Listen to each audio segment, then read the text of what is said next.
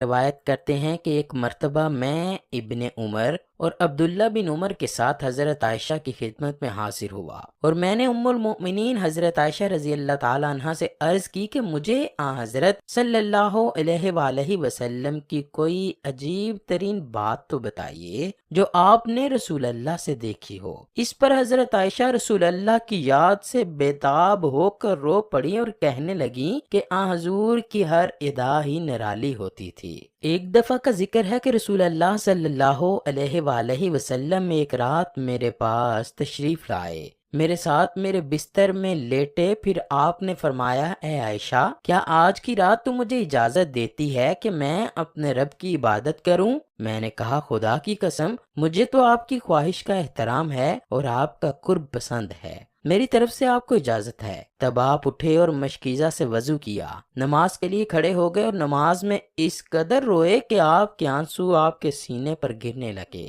نماز کے بعد آپ دائیں طرف ٹیک لگا کر اس طرح بیٹھ گئے کہ آپ کا دایاں ہاتھ آپ کے دائیں رخسار پر تھا۔ آپ صلی اللہ علیہ وآلہ وسلم نے پھر رونا شروع کیا، یہاں تک کہ آپ کے آنسو زمین پر ٹپکنے لگے۔ آپ اسی حالت میں تھے کہ فجر کی اذان دینے کے لیے بلال آئے۔ جب انہوں نے رسول اللہ کو اس طرح گریہ زاری کرتے ہوئے دیکھا تو کہنے لگے، یا رسول اللہ، آپ اتنا کیوں روتے ہیں جبکہ اللہ تعالیٰ آپ کے گزشتہ اور آئندہ ہونے والے سارے گناہ بخش چکا ہے؟ اس پر رسول اللہ صلی اللہ علیہ وآلہ وسلم نے فرمایا، کیا میں اللہ کا شکر گزار بندہ نہ بنوں؟ حضرت عائشہ رضی اللہ تعالی عنہ سے روایت ہے کہ رسول کریم صلی اللہ علیہ وآلہ وسلم کے ساتھ ایک دفعہ کچھ تکرار ہو گئی۔ آپ نے مجھ سے پوچھ کر حضرت ابو بکر کو ثالث بنایا۔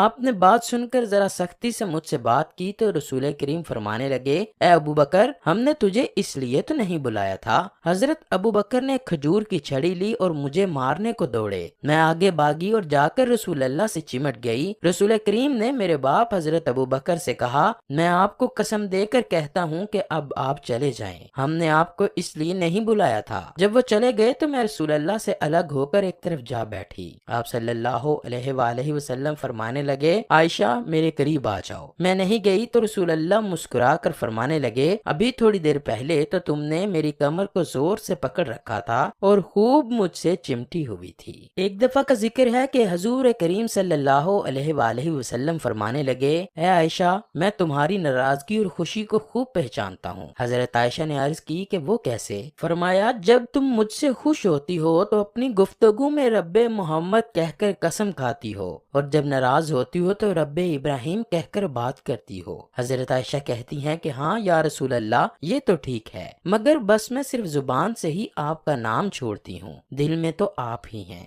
ایک دن حضرت عائشہ گھر میں حضرت صلی اللہ علیہ وآلہ وسلم سے کچھ تیز تیز بول رہی تھی کہ اوپر سے ان کے ابا حضرت ابو بکر رضی اللہ تعالیٰ عنہ تشریف لائے۔ یہ حالت دیکھ کر ان سے رہا نہ گیا اور اپنی بیٹی کو مارنے کے لیے آگے بڑھے کہ خدا کے رسول کے آگے اس طرح بولتی ہو۔ حضرت یہ دیکھتے ہی باپ اور بیٹی کے درمیان حائل ہوئے اور حضرت ابو بکر کی متوقع سزا سے حضرت عائشہ کو بچا لیا۔ جب حضرت ابو بکر چلے گئے تو رسول کریم حضرت عائشہ سے ازراہ تفنن فرمانے لگے، دیکھا آج ہم نے تمہیں تمہارے ابا سے کیسے بچایا۔ کچھ دنوں کے بعد حضرت ابو بکر دوبارہ تشریف لائے تو رسول اللہ صلی اللہ علیہ وآلہ وسلم کے ساتھ حضرت عائشہ ہنسی خوشی سے باتیں کر رہی تھی۔ حضرت ابو بکر کہنے لگے، دیکھو بھائی، تم نے اپنی لڑائی میں تو مجھے شریک کیا تھا، اب خوشی میں بھی شریک کر لو۔ حضرت عائشہ روایت کرتی ہیں کہ حضور صلی اللہ علیہ وآلہ وسلم کو گوشت کی ہڈی یا بوٹی میرے ہاتھ سے لیتے اور بڑی محبت کے ساتھ اسی جگہ منہ لگا کر کھاتے جہاں سے میں نے اسے کھایا ہوتا۔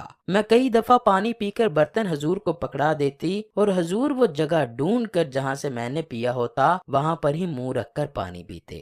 یہی والہانہ پیار تھا کہ ایک دفعہ حضرت عائشہ نے فرمایا کہ حضور صلی اللہ علیہ وآلہ وسلم کو اختیار تھا کہ بیویوں میں سے آپ جس کو چاہیں اس کی باری مؤخر کر دیں اور جسے چاہیں اپنے ہاں جگہ دے دیں۔ پھر بھی زندگی میں ایک دفعہ بھی آپ نے یہ اختیار استعمال نہیں فرمایا، مگر مجھے اختیار ہو تو میں تو صرف آپ صلی اللہ علیہ وآلہ وسلم کے حق میں ہی اسے استعمال کرتی۔ ایک مرتبہ رسول کریم صلی اللہ علیہ وآلہ وسلم نے حضرت عائشہ سے فرمایا، مجھے اللہ کی ایک ایسی صفت کا علم ہے جس کا نام لے کر دعا کی جائے تو ضرور قبول ہوتی ہے۔ حضرت عائشہ نے وفور و شوق سے عرض کیا، پھر مجھے بھی وہ صفت بتا دیجئے۔ رسول اللہ صلی اللہ علیہ وآلہ وسلم نے فرمایا، میرے خیال میں تمہیں بتانا مناسب نہیں۔ اس پر حضرت عائشہ جیسے روٹ کر ایک طرف جا بیٹھی کہ خود ہی بتائیں گے، مگر جب حضرت نے کچھ دیر تک نہ بتایا تو عجب شوق کے عالم میں خود ہی اٹھی اور رسول کریم کی پیشانی کا بوسہ لیا اور عرض کیا کہ یا رسول اللہ،